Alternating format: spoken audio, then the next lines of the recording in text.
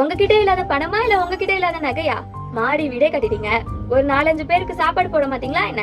ஏன் நாங்களா வந்து சாப்பிட்டா உங்க தகுதி தராதரம் குறைஞ்சுமா? எல்லாத்தையும் கூப்பிட்டு நல்லா உபசரிக்கணும் தான் எனக்கும் ஆசை. ஆனா யார் பண்ண விட்டீங்க சொல்லுங்க? பத்திரிக்கை அடிச்சு ஃபங்க்ஷன் பண்ணா என்ன சொல்வீங்க? அவங்க பேர் போடல, இவங்க பேர் போடல, அவங்க பேர் மட்டும் மேல இருக்கு, என் பேர் அடியில இருக்கு. அவங்களுக்கு மட்டும் ஃபர்ஸ்ட் பத்திரிக்கை கொடுக்குறீங்க, எங்களுக்கு கடைசியாவா? அந்த அளவுக்கு இலக்காரமா போயிட்டோமா நாங்கன்னு சண்டை போடுவீங்க. சரி, பத்திரிக்கை அடிச்சாதான் இவ்வளவு பிரச்சனை வருதேன்னு போன்ல கூப்பிட்டா அவளே மரியாதை இல்லாம போன்ல கூப்பிடுறா, நாம அந்த ஃபங்க்ஷனுக்கு போகணுமான்னு பிரச்சனை கிளப்புவீங்க. சரி, ஒரு ஃபங்க்ஷன் பண்ண போறோமே, எல்லாத்துக்கும் துணிமணி எடுத்து கொடுக்கலாம், துணிமணி எடுத்து கொடுத்தா இது என்ன கலரு, இது என்ன புடவை, புடவை ரேட் கம்மி தானே, அதனால தானே வாங்கி தரேன்னு வாங்கி தந்த என்ன கஷ்டப்படுத்துவீங்க.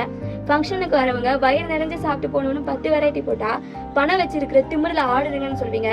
சரி, அளவா 5 வெரைட்டி போட்டா சாப்பாடு விஷயத்துல கூட இவ்வளவு கஞ்சத்தனமா இருந்தா என்னதான் சாதிக்க போறாங்கன்னு தெரியலன்னு சொல்வீங்க.